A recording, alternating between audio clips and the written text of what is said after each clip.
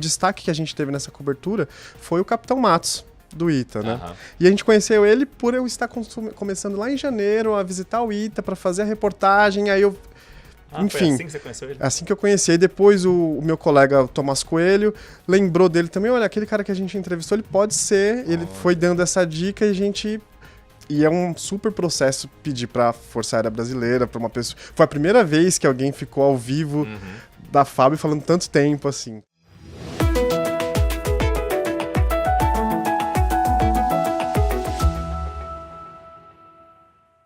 Começando mais um Bastidores da Notícia, o videocast que conta as histórias de como é feito o universo multiplataforma da CNN Brasil. As pessoas que, aparecendo ou não no vídeo, constroem a CNN que nós conhecemos e que você assiste em casa, no seu trabalho, na TV, no telefone celular, na tela do computador. Hoje vamos para o espaço. Ou pelo menos essa é uma das áreas que ele ajuda na cobertura diária aqui na nossa redação. Quem acompanhou a viagem da Artemis II, missão da NASA que levou o homem de volta até a aventura de chegar perto da Lua, viu como a CNN não perdeu nada nos 10 dias de viagem daquela nave. E quem nos ajudou muito nos bastidores daquelas transmissões foi o Thiago Félix. Thiago Félix é da editoria de Ciência e Nacional. Thiago, é um prazer ter você com a gente. Prazer é meu, Márcio, tudo certo. Obrigado pelo convite. Não, vai ser bacana entender um pouco mais como você trabalha na nossa redação e esse seu jeito nerd de ser. E antes de as pessoas se ofenderem, o Márcio chama ele de nerd, que ofensa. Eu também sou nerd. Eu adoro essas coisas de espaço e me identifico muito com isso também. Há quanto tempo você está aqui na CNN? Eu sempre gosto de começar essa pergunta para a gente entender o quanto de casa você é. Não, sou prata da casa, digamos assim. Eu tô aqui desde fevereiro de 2020, então entrei um mês antes da CNN entrar no ar. E você entrou como estagiário? Entrei como estagiário, fiz parte dos primeiros 23, que a gente chama, que eram os primeiros estagiários aqui da empresa. E aí, no primeiro ano eu consegui ser efetivado e aí vim construindo uma carreira de produtor aqui. E nesse começo, você não sabe muito bem para onde vai cair, né? Sim, sim. Podem te colocar na economia, exato, na política, mesmo que você não goste muito de economia ou política. Sim. É claro, com o tempo o gosto vai levando a gente para outras áreas, mas Exato. Nesse começo foi um pouco assim, conhecer a casa. Exatamente. Eu já fiz de tudo aqui na CNN. Eu já fiz desde coordenação de link, aquela pessoa que fica dentro do switcher ajudando a montar, coordenação de espelho. Já trabalhei na editoria de economia, organizava debates políticos, enfim, fiz acho que absolutamente todas as editorias. E é o interessante que essa sua editoria, onde você está agora, a editoria de Nacional, que tem uma... A gente pode chamar de uma subeditoria, mas é quase que uma editoria independente de ciência, você acaba abarcando vários assuntos também, né? Exatamente. Em Nacional a gente cobre praticamente segurança pública, meio ambiente, cotidiano, cidades, e aí em 13 de janeiro deste ano a gente criou uma editoria solta de ciência. Então ela é uma recém-criada editoria. Então desde janeiro desse ano a gente está com uma editoria própria de ciência e ela tá meio que na mesma aba de Nacional, assim, digamos assim. Entendi. E aí a editoria de ciência vai cobrir saúde, por exemplo? Não, aí tem um braço para saúde. Tem a editoria de ciências é realmente só ciência, até porque tem uma separação de tech, que entra mais as questões da Big Tech ou questões de tecnologia, enfim. A gente tem ciência, saúde e tecnologia agora, só que são separadas. Então bacana, porque é bem específico. Então. Ciência é bem específico. A gente cobre os estudos que saem na Nature, na Science, o melhor que tem sido feito na ciência brasileira, das universidades. Então a gente é um recorte bem específico sobre ciência e questões espaciais também. Então veio a calhar a missão Artemis II da NASA exatamente neste momento. Quase que recém-lançada a editoria Ciência, vem esse lançamento e um lançamento histórico da Artemis. Como é que você se aprofundou? E conversando com o Thiago, a gente percebe muito isso, gente. O quanto de conhecimento ele tem. Como é que você se aprofunda? Como é que você apura essas informações? Eu acho que quando teve a Artemis, o primeiro projeto, eu assistindo já fiquei meio impressionado. E aí eu fiquei colhendo informações, assistindo documentários, entendendo. Quando eu comecei na CNN, toda vez que tinha alguma questão de astronomia, eu fazia questão de marcar fonte. E o poder maior do jornalista é ter fonte, né? E aí eu fui tendo muitos contatos com o pessoal que faz ciência no Brasil, que cuida de astronomia. E aí, construindo uma agenda. E construindo uma agenda, que acho que a coisa mais valorosa que o jornalista tem é a agenda dele, que vai te resgatar nos momentos mais inesperados. E aí, a Artemis 2 estava programada para o dia 6 de fevereiro, a primeira janela. Então, a gente só tinha um mês. Então, a gente começou a trabalhar, a parte que foi juntando o útil ao agradável, que a gente começou a trabalhar nesse processo já em janeiro, porque a gente pensava que dia 6 ia acontecer tudo aquilo. E no final, não foi no dia 6, aconteceu só em abril. E aí a gente teve 3 meses para preparação. Teve VT que eu demorei 3 meses para construir a produção de um VT, porque teve tempo hábil, pelos atrasos, enfim, que eram levando a janela mais para frente. Isso é interessante. E o que você fala da agenda é importante porque a gente usa muito trabalho nessa transmissão da Artemis 2, tanto no lançamento quanto no pouso, nesses 10 dias, a gente cansou de entrevistar pessoas. E você tem que ter responsabilidade na hora de escolher esses entrevistados, porque não pode ser um pitaqueiro, não pode ser um curioso, tem que ser realmente um especialista. Ele começa pitaqueiro, mas depois tem que estudar para se tornar realmente um especialista a ponto de ser um entrevistado da CNN. Sim, exatamente. E aí a nossa habilidade de ir construindo fonte e entendendo quem que pode ser a melhor pessoa, a gente tá sempre ligado. Às vezes eu tô assistindo um documentário em casa ou um vídeo no YouTube e eu vejo, pô, essa pessoa pode ser. E aí eu vou caçando aquele contato. E às vezes são coincidências da vida. Por exemplo, o destaque que a gente teve nessa cobertura foi o Capitão Matos, do ITA, né? E a gente conheceu ele por eu estar começando lá em janeiro a visitar o ITA para fazer a reportagem, aí eu... Enfim, foi assim que você conheceu ele? Assim que eu conheci. E depois o meu colega Tomás Coelho lembrou dele também, olha, aquele cara que a gente entrevistou, ele pode ser, ele foi dando essa dica e a gente... E é um super processo pedir para a Força Aérea Brasileira, para uma pessoa... Foi a primeira vez que alguém ficou ao vivo da FAB falando tanto tempo assim, então... Não, e ele ficou tanto tempo na decolagem, dentro do Hora H com a Thaís Herédia, e depois ele ficou mais tanto tempo ainda, 10 dias depois, quando a Artemis voltou, quando a espaçonave Orion voltou, a gente ficou 3 horas no ar. Sim. E ele com a gente no estúdio, extremamente paciente, feliz de estar vendo aquilo e super gentil de estar respondendo nossas perguntas. Aliás, falando nisso, o que também é fundamental nesse tipo de cobertura é o nerd fazendo as brincadeiras. O modelo do foguete... Qual era o nome do foguete? SLS. Tá aqui escrito. O SLS que levou os astronautas lá para a órbita da Lua. E foi...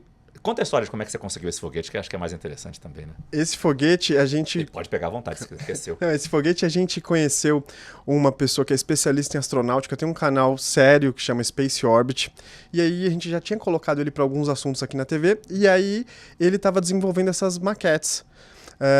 A gente marcou ele para uma entrevista, e aí o Tomás, que fez essa marcação, teve a ideia de pedir para ele, olha, você conseguiria mandar esse modelo pra gente? Ótima ideia. E aí ele enviou pra gente, a gente até acabou comprando, ele ficou pra gente, assim. Foi. Vai ser o nosso xodó, porque essa cobertura foi muito especial, e agora ele faz parte aqui da redação com a gente. E, enfim, a missão da Thaís Herédia foi dura, e o retorno da nave também. Mas se você dá pra gente, no estúdio, quando a gente tá fazendo esse tipo de cobertura, claro, com apoio das informações apuradas pelo Thiago, mas com um bom entrevistado também, claro, que ajuda muito também. Mas se me dá um modelo desse aqui, gente, eu falo 1 hora. Sim. Só com esse modelo. Porque ele é todo desmontável. Sim. O incrível dessa nave é que não apenas a semelhança física, tem todos os estágios, digamos assim, do foguete de verdade, mas ele é todo desmontável, a ponto de que na ponta dele, ó, eu vou tirar essa proteção aqui, já aparece a... Como é que se falava? Cápsula Orion. A cápsula Orion, o espaço onde ficavam os astronautas, e toda essa parte aqui também é solta. Thiago, me ajuda desse lado, aí senão vai acabar quebrando esse negócio aqui. Isso, ó. Pode segurar isso. A gente solta aqui, e eram realmente os estágios do foguete. Sim. Quando ele decolou com esse corpo inteiro. A primeira etapa era soltar esses boosters aqui, esses foguetes que ajudavam a impulsionar para sair da atmosfera. E eu estou me sentindo ridículo falando isso na frente de um especialista que deveria ele estar falando isso. Aí depois ficou só a parte dourada e, claro, essa parte de cima. E depois, mais longe da órbita da Terra, sai só essa parte aqui. E depois desmembra mais ainda para essa parte aqui. E no final desmembra só para essa parte aqui. Isso, isso é a parte mais incrível, né? Que tudo isso é construído, bilhões e bilhões de dólares para a volta apenas de um pedaço que isso é grande, né? Porque isso aqui tem uma altura de um prédio de uns 35 andares, então É incrível. é gigantesco. Mas eu imagino que o seu sonho, eu não sei se você já conseguiu ver isso algum dia, é ver uma decolagem de verdade de um foguete Ah, desse. tá na lista de sonhos, com certeza. Acompanhar, visitar, né? Enfim, estar ali perto de onde é feito o melhor da ciência, por exemplo, na NASA, enfim, poder visitar e acompanhar um lançamento. Mas eu acredito que a gente vai poder em breve acompanhar aqui do Brasil também, na base de Alcântara, que os testes estão voltando depois de alguns anos parado, então acho que essa oportunidade ainda vai acontecer de a gente fazer uma cobertura especial. Tá aí, esse é um lado legal também, não apenas da gente transmitir a informação, de dizer o que está acontecendo lá fora, mas de alguma forma estimular aqui também a nossa ciência, seja com a inspiração, mostrando o que acontece e mostrando que a gente tem gente boa aqui, mas também acompanhando esse andamento da nossa ciência. E a gente está perto disso? De termos finalmente um lançamento de satélite daqui do nosso país? Sim, a cobertura da Artemis fez a gente olhar para dentro também, porque a gente queria valorizar o que o Brasil, que sempre foi uma referência em ciência, estava fazendo na questão espacial, porque a gente está há alguns anos adormecido nessa questão. Para que as pessoas possam entender o poder do Brasil, a China, a Agência Espacial Empresarial Chinesa, a NASA deles, aprendeu a parte de processos, aprendeu a organização com a Agência Espacial Brasileira. Então a gente tem uma gama de cientistas muito capacitados. Então a gente quis trazer para a Artemis tudo que a gente pudesse encaixar o Brasil nisso tudo. A gente fez uma série de reportagens para o site chamado Brasil na Lua e a gente contou várias histórias do que está acontecendo nos bastidores. O Brasil é um signatário do programa Artemis, junto com outros 60 países.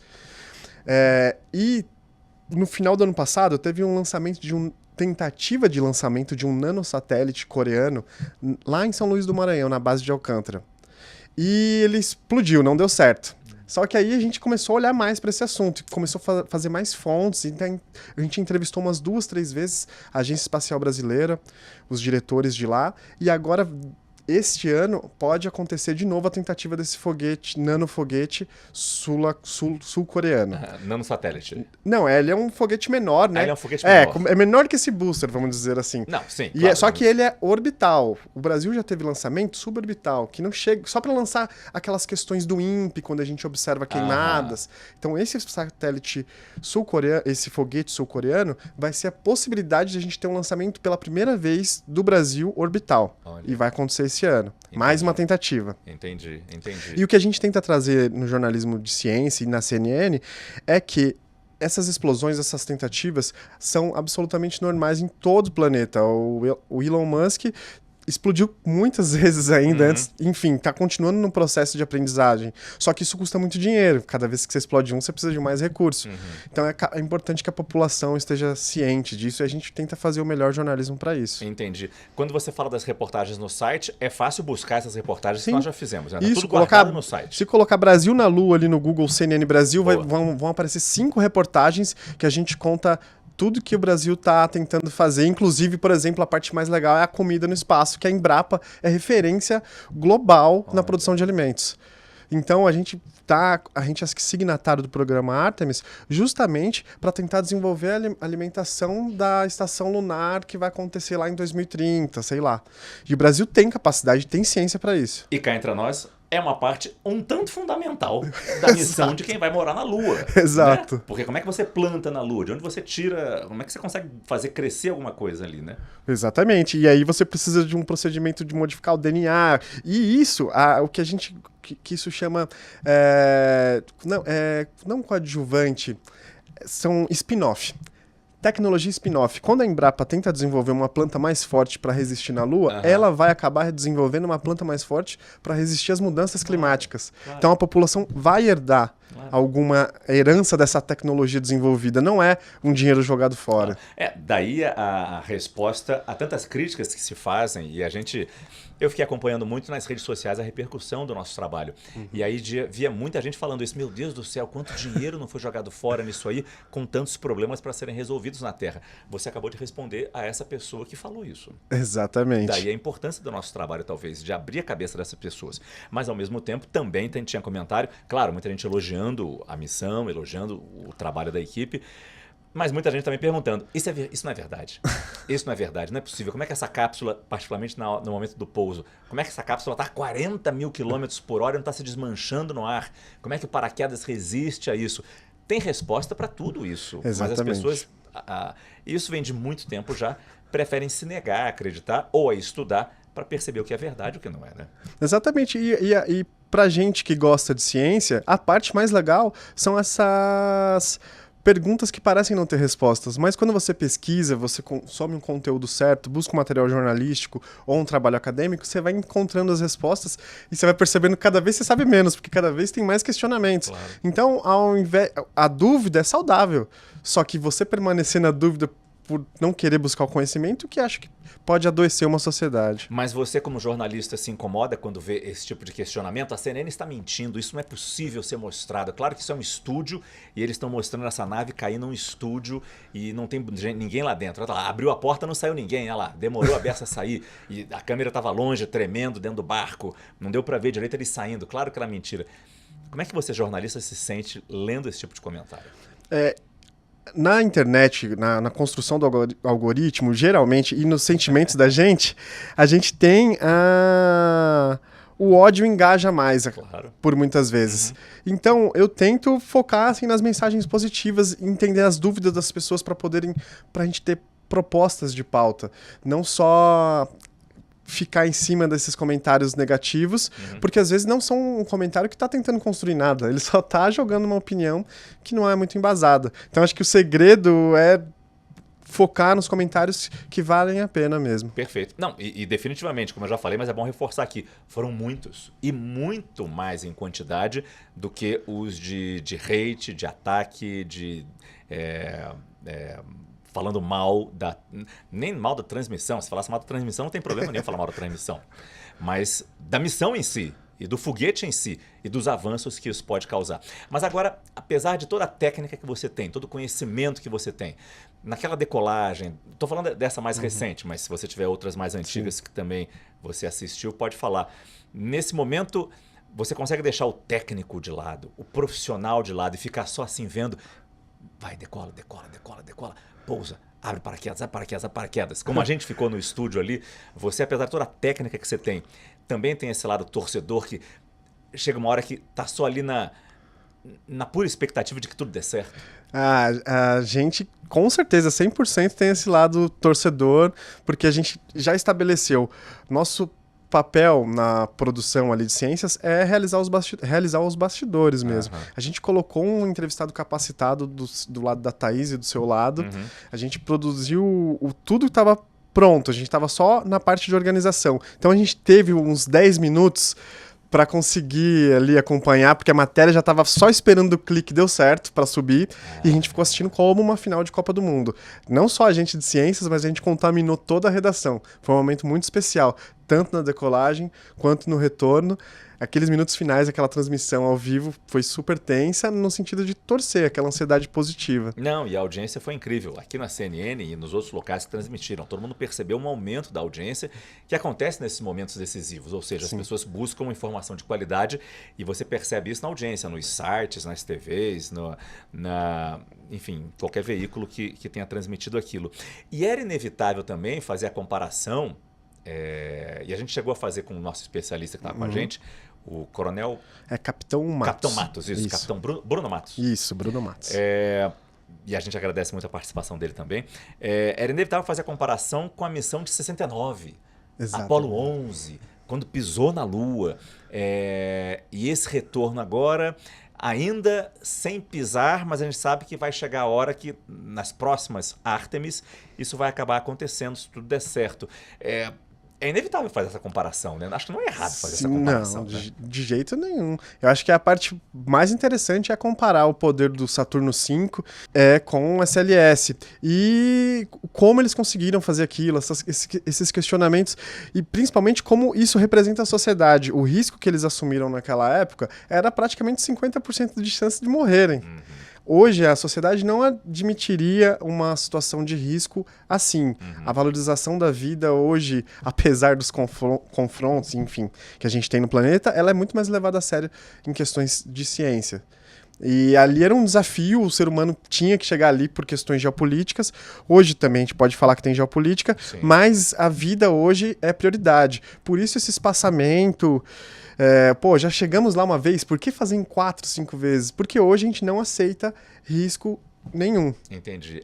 A primeira Artemis nos aproximou sem astronautas ainda. Ela chegou a rodar ao lado oculto da Lua? Não chegou. Né? Não chegou. Quer dizer, nessa segunda, já com astronautas, demos a volta na Lua pelo lado escuro. Exato. A terceira ainda também não vai pousar na Lua. Não, a terceira vai fazer, acho que, pelo que a gente está entendendo e pelo que já foi dito pela NASA, a não ser que mude alguma coisa, eles vão fazer algumas movimentações de encaixe da cápsula, fazer uns testes de simulações para que na Artemis 5, né? Não, Artemis 4. Na Artemis 4 eles consigam fazer o pouso. Então vai ser mais uma volta, só que agora fazendo manobras com a cápsula e com a outra nave que vai levar. Exatamente. Seria mais um módulo, talvez? Quer dizer, além desses módulos aqui, teríamos mais um para chegar até a Lua? Isso. Está acontecendo uma disputa entre as empresas, a SpaceX e a Blue Origin, dos 2 bilionários, então uma corrida espacial empresarial, para ver quem vai conseguir construir uma nova nave que vai fazer essa dupla de acoplar a Orion para depois pousar na Lua. A SLS e a Orion vão precisar de um foguete auxiliar, digamos assim, para deixar mais simples. Entendi. Para fazer o caminho da órbita da Lua até pousar e depois... o solo lunar. E depois voltar. Exato. Claro. Então precisa de algo a mais, que vai ser do mercado privado. Então, os contratos, até pouco tempo atrás, era 100% de certeza que seria o Elon Musk. Só que agora, o Jeff Bezos está crescendo e pressionando a NASA para que haja, enfim, são questões políticas e empresariais. Isso é interessante realmente, né? Em 1969, claro que teve toda essa discussão, mas quer dizer, era tudo militar, né? Era um programa essencialmente militar. E você falou que o Saturno V, ele era menor que esse foguete da SLS? Ele tinha um poder um pouco menor. Eu acho que ele era um pouquinho menor de altura, precisaria confirmar, não consigo... mas o poder dele... Isso. Esse aqui é bem mais potente. Gente, impressionante, né? Eu fico bobo com isso. Como é que em 69 a gente fez aquilo tudo, mas como você disse, com os riscos muito maiores. Muito mais elevados. Tanto que morreram pessoas... Claro. É Apolo 11, né? Então teve outras Apolos. Teve gente que morreu em teste aqui em Terra, enfim. Agora você falou da questão geopolítica. Em 69, a gente sabe como aquilo estava se acelerando e aceitou-se o risco de 50%, 50%, porque tinha a União Soviética da época, logo atrás, montando um foguete para ir para a Lua. Por um acaso não, pelo amor de Deus, por competência, os americanos chegaram primeiro. Agora... continua essa corrida espacial, mas agora não tem mais União Soviética, não tem mais Rússia, agora é a China. Sim. E tem muito avanço. Tem bastante. E é um bom concorrente também. Um concorrente de ponta tão quanto a União Soviética. A União Soviética, por sinal, estava na frente dos Estados Unidos. Porque eles colocaram primeiro o homem na Lua, eles primeiro a primeira cápsula. Primeiro em órbita da Terra, né? Também, mas o primeiro homem no espaço, desculpa. Isso. O Yuri Gagarin. Isso. Então a Lua foi determinante como ponto final ali da batalha. Aquele gol vale mais, aquele gol valia 5. Claro. Os outros gols a Rússia tinha ganhado praticamente todos. A União Soviética, digo. Sim. E agora a China, ela tá nesse mesmo processo. A China tem vários avanços e, assim como a União Soviética, eles têm uma propaganda muito mais interna do que externa. Então, às vezes, a gente acaba descobrindo depois que eles já tiveram aquele feito. E a gente tenta acompanhar, a gente tenta ficar antenado, mas a gente nunca sabe o passo que eles estão. A gente tenta descobrir, apurar, mas eles podem estar num passo um pouco à frente. E eles têm um programa igual a Artemis dos Estados Unidos e de outros 60 países. A China tem um programa chamado Chang'e. É como se fosse uma brincadeira com o nome Change, assim, em inglês. Então é um... E aí eles estão com o foguete deles, ao invés de ser o SLS, chama Longa Marcha. E eles estão na cabeça, assim, pra chegar lá. A grande dúvida dessa corrida de cavalos é quem vai chegar. A China nunca assumiu que eles estão fazendo essa concorrência, eles querem fazer porque eles querem, eles têm uma programação, mas a gente sabe a importância de que vai ser representativo para declarar, tipo assim, o poder, a principal o principal player geopolítico vai ser o que vai conseguir pôr o pé ali novamente, né? Porque vai consolidar todos os outros ganhos que a China tem feito, que os Estados Unidos têm feito. E a China já teve várias vitórias, como você falou. Tem tem um satélite chinês dando a volta na Lua? Isso, eles conseguiram a primeira... A gente conseguiu colocar um homem passando, assim, no lado oculto da Lua, né? O homem não, né? Os 4 tripulantes, incluindo a Christina Koch. E a China já tinha feito essa imagem primeiro. A China já tinha feito essa imagem do lado oculto da Lua antes dos Estados Unidos. E a China está desenvolvendo todas essas questões para poder ter a estação lunar lá também. Eles têm a própria estação espacial. Enquanto os Estados Unidos divide com o resto da humanidade, digamos assim, uma estação espacial internacional, a ISS, a China tem a própria deles. Que, enfim, isso é um mega avanço para você ter muito mais independência para construir programas que sejam do seu país. Que a gente, às vezes, não pode nem estar sabendo o que está sendo desenvolvido nessa estação espacial única. Entendo. Então, acho que a China ela é um grande concorrente. E eles já conseguiram também reproduzir o que o Elon Musk fez com a SpaceX, que é pousar o foguete de ré, como digamos assim, reutilizar o foguete. O foguete retornar, a imagem é impressionante. E aí isso veio... Quem acompanha muito fortemente, assim, no mundo acadêmico, já sentia isso, mas para a sociedade em geral, foi uma surpresa. Simplesmente eles anunciaram e o vídeo já depois que está feito. Isso bombou, assim, a população ficou, caramba, eles também conseguiram fazer como uma engenharia reversa, aprenderam, enfim, e deu tudo certo. Então eles estão naquela corrida, disputa cabeça a cabeça com os Estados Unidos. E é claro que é tudo em nome da ciência, a gente tem certeza disso, mas se você tiver um interesse econômico lá na Lua, por que não explorar também? E a gente sabe que a questão mineral está contando nessa corrida espacial, nessa disputa geopolítica, né? Chineses e americanos, enfim, todo mundo gostaria de ter uma fonte inesgotável de energia. E dizem que o hélio 3 é isso. Sim. O hélio 3 aí a gente precisaria ter um especialista melhor nessa parte, mas falando em termos básicos, para você poder entender, para todo mundo poder entender, o hélio 3 pode ser, digamos assim, o combustível para a fusão nuclear, que ela é diferente da fissão nuclear, então ela é uma energia que a gente tem um apelido de energia infinita. Só um apelido porque não é de fato infinita, claro, mas com pouca coisa você produz anos e anos e anos e anos. E o hélio 3 é o que está faltando ali, ter essa base de substância de hélio 3 para a gente conseguir fazer isso. Então, como o Brasil não, o planeta tem uma atmosfera, essa atmosfera blinda um pouco e a gente acaba perdendo esse hélio 3 do solo, digamos assim, da maneira mais simples. Sim. E a Lua não tem essa atmosfera. Então o hélio 3 pode estar armazenado ali no regolito, né, que a gente chama que é o solo da Terra, da Lua, e eles têm, a ideia é que eles consigam minerar isso e trazer. Só que tudo fica muito obscuro no sentido que não sabe exatamente se isso vai dar certo, não sabe exatamente a quantidade e a gente não sabe de fato o que eles estão querendo. Se isso é o interesse deles promoverem algo, por exemplo, a SpaceX está para abrir o IPO dela. Olha. Então, uma corrente de cientistas defende que eles estão pressionando e criando esse fato para que a empresa dela se beneficie melhor no IPO. Mas existe hélio 3 lá. O que não sabem é se é viável economicamente e se tem a quantidade necessária. Então tudo tem uma porção de camadas, sabe, para analisar. Isso que é o legal da ciência. Claro. Vamos lançar foguetes para lá. Mas tomara que a gente não explore... É o que se espera, que a gente não explore como exploramos aqui na Terra, né? Não faz sentido. Não faz sentido. Que tenha mais cuidado. Sim. Agora, qual vai ser o próximo passo? Tem a Artemis 3, tem a Artemis 4, a China tem alguma coisa prevista? O que a gente pode esperar, talvez, para esse ano que vem? Se bem que em matéria espacial demora um pouco mais, né? Sim, eu acho que a gente já teve o principal fato espacial do século XXI. Com certeza o próximo grande acontecimento vai ser a Artemis 3. Tem previsão já? A ideia é que seja para o ano que vem.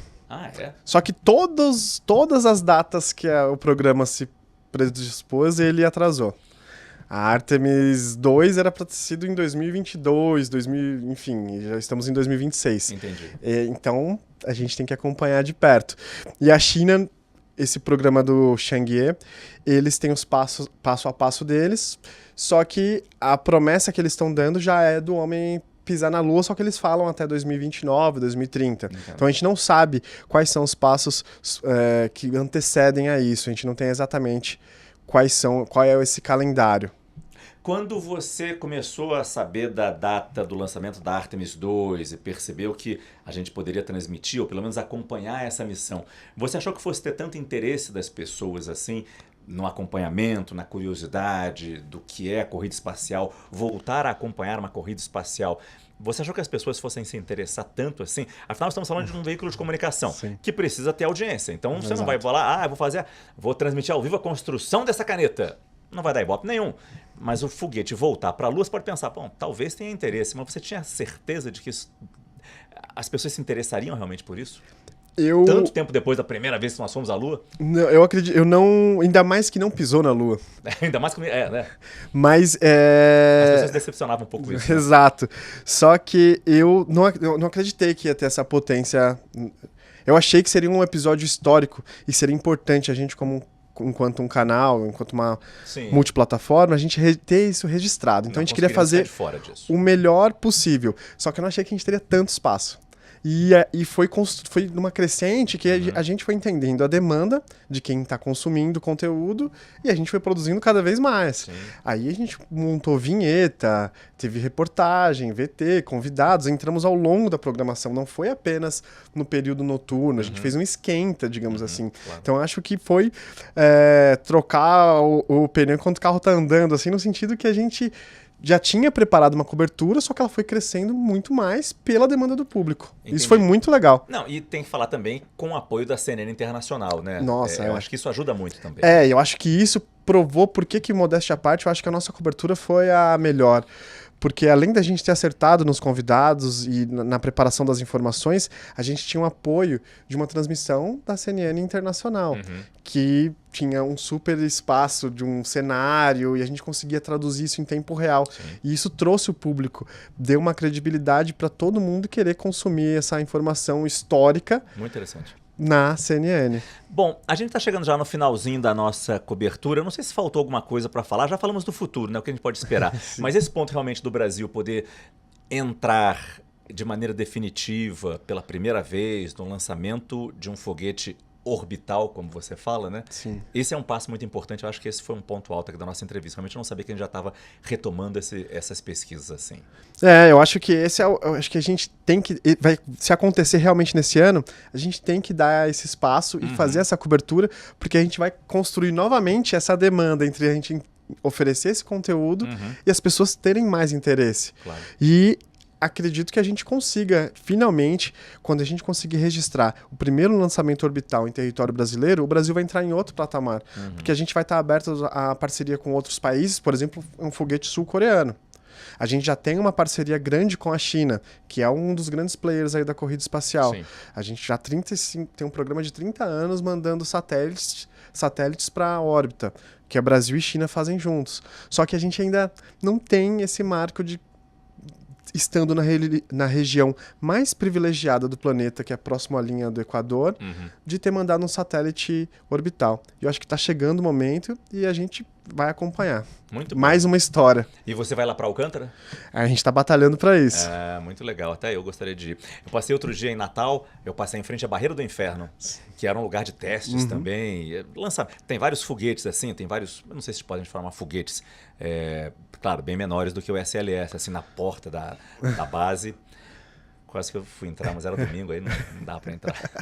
O nerd falando, ia deixar de ir à praia. O passeio na praia, vamos passar um dia num museu, mas é legal demais. Arrastar a minha mulher pra lá também. Mas agora nesse final da nossa entrevista, então, eu sempre peço uma dica ligada à sua área. Pode ser um filme, pode ser um livro, pode ser uma série, um documentário. O que você pode compartilhar com as pessoas que ajudam a entender um pouco mais o que a gente falou aqui, essa sua área de interesse? Eu gostaria de indicar um documentário chamado Space Race, que ele fala da questão racial no espaço. E um dos protagonistas do documentário é o Victor Glover, o cientista astronauta, Sim. que estava agora na missão Artemis 2. Ele era o piloto. Isso.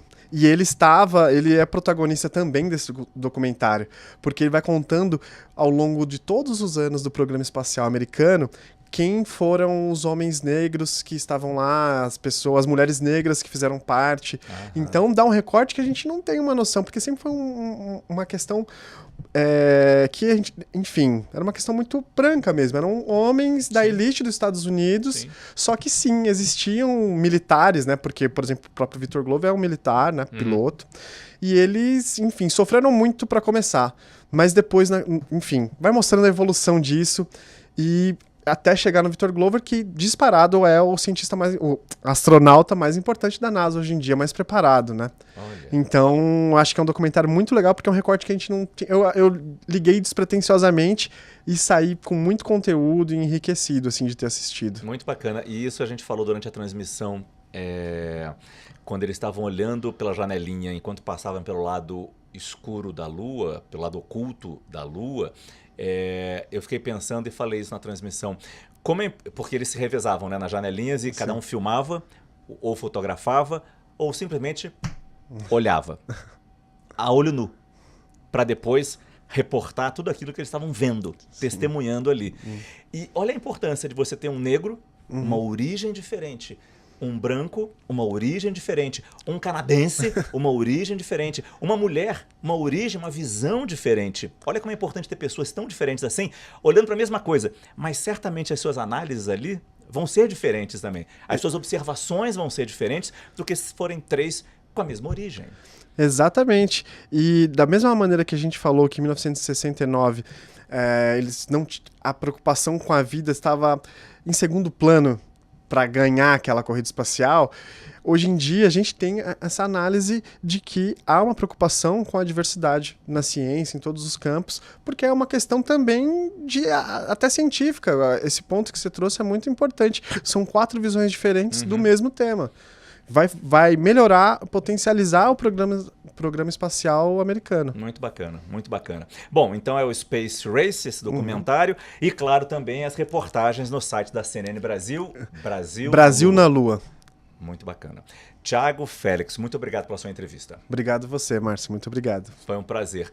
E até a próxima edição do nosso videocast Bastidores da Notícia. Até a próxima.